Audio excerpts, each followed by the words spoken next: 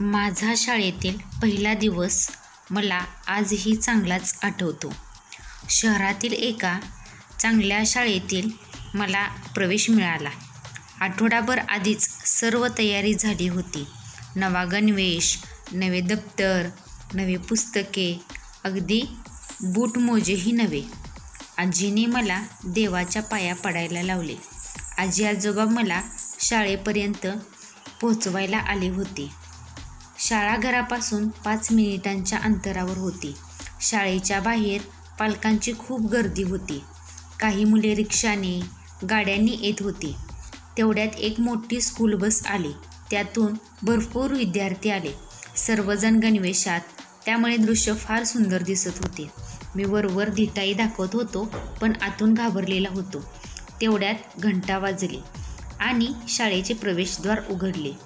आमच्या गणवेशावर लावलेल्या बिल्ल्यावरून शिक्षकांनी आम्हाला आपापल्या वर्गात पोहोचवले. आमचा पहिली अ चा वर्ग सुंदर सजवलेला होता. नंतर दुसऱ्या घंटेनंतर प्रार्थना व मुख्याध्यापिकेचे भाषण झाले. नंतर आमच्या वर्ग शिक्षिकेने आम्हाला ओळख करून दिली व आमचे स्वागत केले.